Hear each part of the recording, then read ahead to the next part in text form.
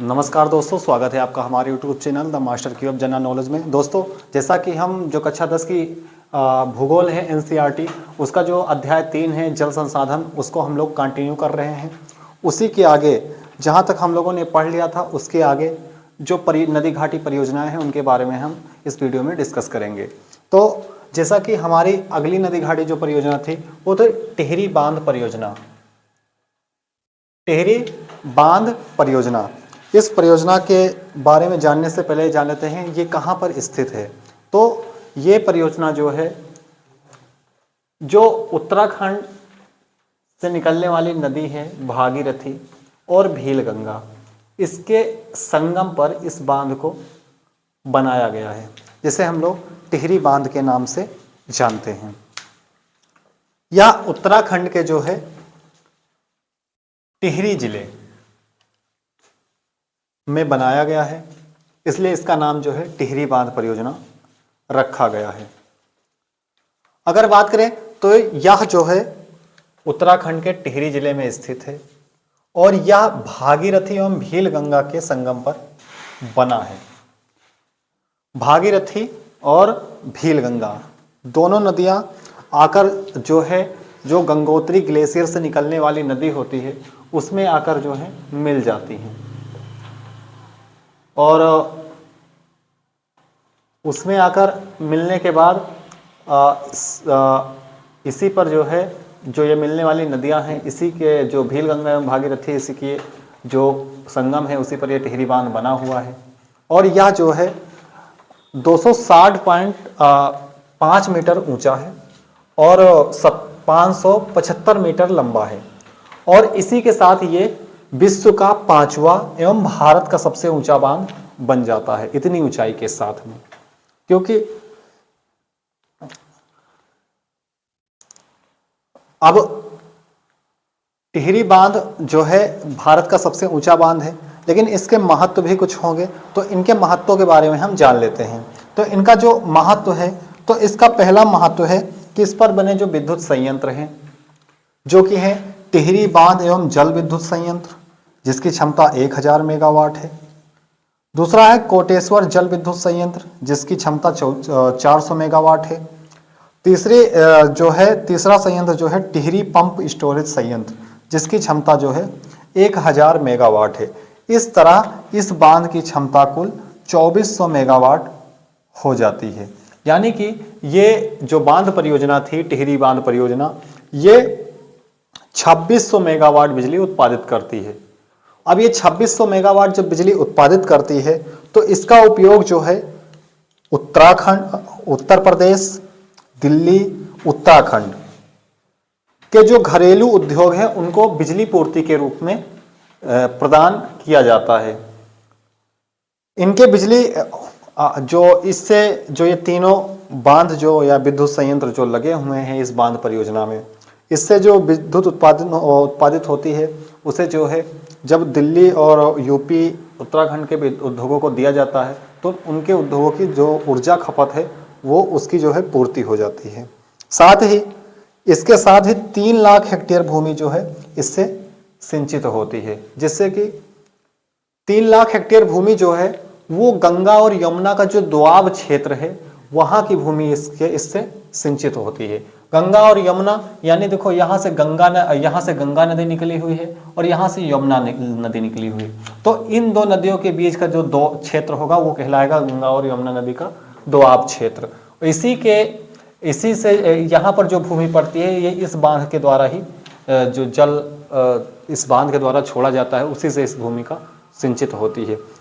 जल छोड़ा जाता है या नहरें बनाकर इस जल को जो है इसके बीच तक पहुंचाया जाता है। साथ ही जो 7400 क्यूसेक जल बहाव वाले जो जल बह जाता था, जो व्यर्थ जल बह जाता था, उसको क्या किया गया, उसका सदुपयोग किया गया इस बांध को बनाकर। तो ये तुम्हारा तो टिहरी बांध परियोजना थी। तो टिहरी बांध परियोजना के बारे में जो खास बातें थी वो हमने बता दी और साथ ही इसके महत्व के बारे में भी हमने चर्चा कर दी है।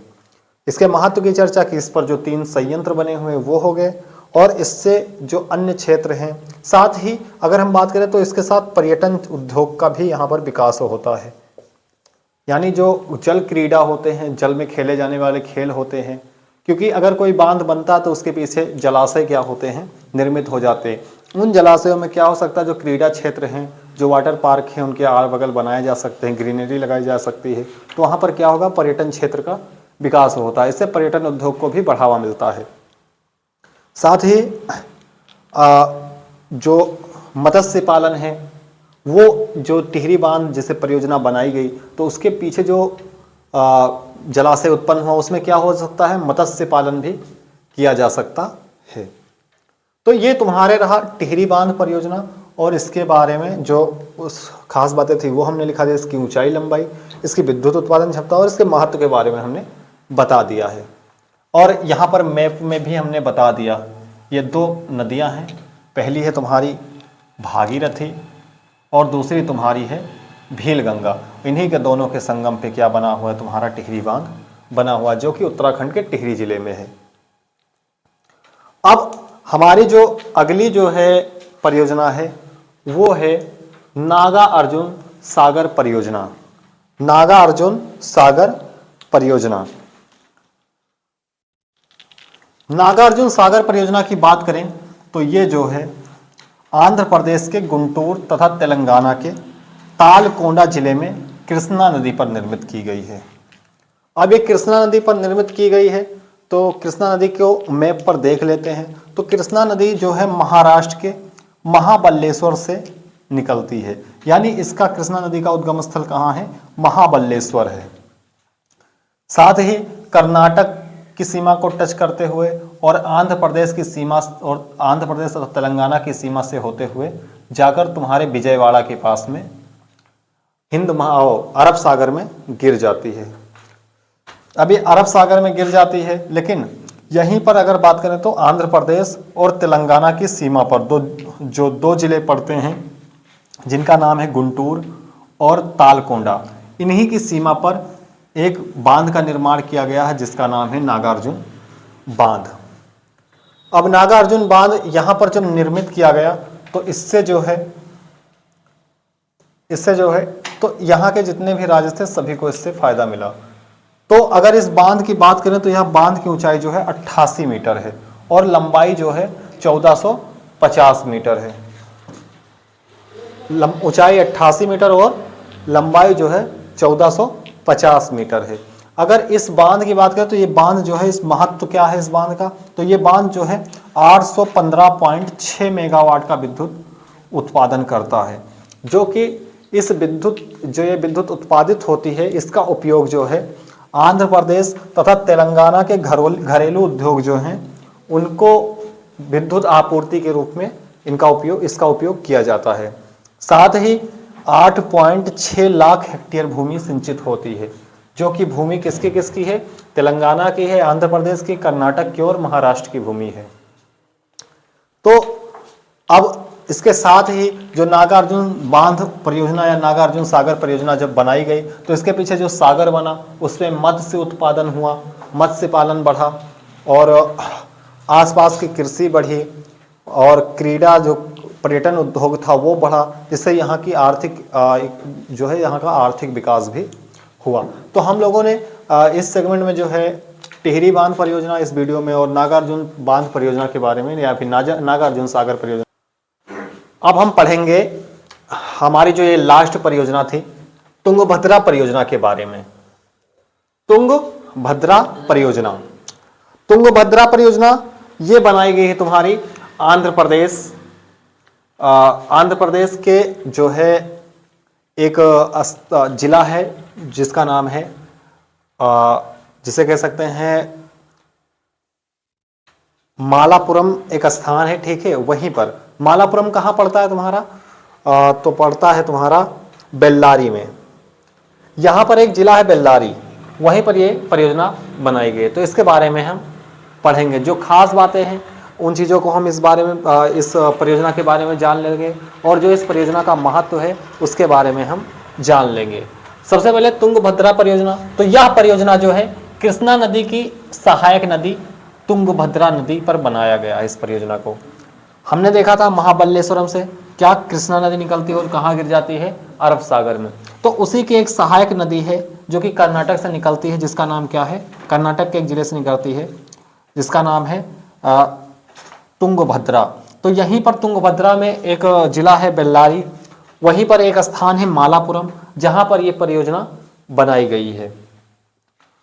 और अगर दूसरी बात करें तो यह नदी जो तुंगभद्रा नदी है यह तुम्हारी जो है मैसूर, यहां पर मैसूर है तुम्हारा, उसके बाद में कुर्नूल, और यहां पर क्या है तुम्हारा कुर्नूल है, और बीच में तुम्हारा पड़ता है बेल्लारी, तो बेल्लारी है। इन 3 जिलों से होकर ये नदी बहती है। इस परियोजना को जो है 1956 में कर्नाटक के बेल्लारी जिले में हासपेट के निकट मालापुरम नामक स्थान पर बनाया गया था। जो ये परियोजना थी तुंगभद्रा परियोजना, ये परियोजना जो है बेल्लारी जिले के हासपेट के निकट मालापुरम नामक स्थान पे कब बनाई गई थी, 1956 में बनाई गई थी। यह जो है अगर इस बांध जो इस परियोजना के थ्रू जो बांध बनाया गया है जिसे बोलते हैं तुंगभद्रा बांध, तो उसकी जो है ऊंचाई जो है 2411 मीटर और लंबाई जो है या जो है लंबाई है, लंबा जो है 2411 मीटर है और 50 मीटर यह बांध क्या है, ऊंचा है। ठीक है, जो ये मालापुरम में जो बांध बनाया गया तुंगभद्रा बांध, ये जो है 2411 मीटर जो है लंबा है और 50 मीटर क्या है, ऊंचा है। अब इस परियोजना को बनाया तो गया, लेकिन इस परियोजना के महत्व के बारे में भी जान लेते हैं कि इस परियोजना से हमें लाभ क्या क्या हुआ। इतना रुपया खर्च हुआ बनाने में, इतना पैसा खर्च हुआ, इस एक परियोजना को बनाने में लाखों करोड़ों खर्च होते हैं। ठीक, लगभग का 4 से 5 हजार करोड़ रुपए लगते हैं एक परियोजना को बनाने में। तो इस परियोजना को बनाया गया तो इससे लाभ क्या हुए, इस बारे में हम जान लेते हैं। तो इस परियोजना से सबसे पहले 4 लाख हेक्टेयर जल को संचित किया जा सकता है। इस परियोजना के पीछे जो सागर बना हुआ है उसमें कितना 4 लाख हेक्टेयर जो है जल संचित किया जा सकता है। साथ ही इस परियोजना में 2 विद्युत ग्राम जिनकी क्षमता जो है 72,000 किलोवाट है, कितनी है, 72,000 किलोवाट है, उनको क्या किया गया, स्थापित किया गया है, जिनसे कितनी बिजली बन रही है, 72,000 किलोवाट बिजली बन रही है। साथ ही अगर इसके बाएं ओर से बात करें, ठीक, तो 340 किलोमीटर लंबी नहरें निकाली गई हैं जिनके द्वारा कर्नाटक एवं आंध्र प्रदेश की 3.32 लाख हेक्टेयर भूमि क्या होती है, सिंचित होती है। ये तुम्हें आंकड़ा छोटा दिख रहा होगा, लेकिन अगर इसको क्षेत्र के हिसाब से देखो ना तो बहुत बड़ा क्षेत्र जो है इस परियोजना के थ्रू क्या हो रहा है, सिंचित हो रहा है। साथ ही जो है दाहिने ओर से जो है 227 किलोमीटर लंबी नहरें निकाली गई हैं जिनके द्वारा 1.82 लाख हेक्टेयर भूमि आंध्र प्रदेश की सिंचित हो रही है। तो तुम्हारी जो ये तुंगभद्रा परियोजना थी, तो ये सेगमेंट के लास्ट परियोजना थी जो कक्षा 10 की एनसीईआरटी के जो भूगोल एनसीईआरटी है उसका जो अध्याय 3 है जल संसाधन, उसमें जितनी भी परियोजनाएं थी महत्वपूर्ण इंपॉर्टेंट, उनमें से लास्ट परियोजना थी। और इसी के साथ हमारी जो नदी घाटी बहुउद्देशीय परियोजनाएं हैं वो समाप्त होती हैं।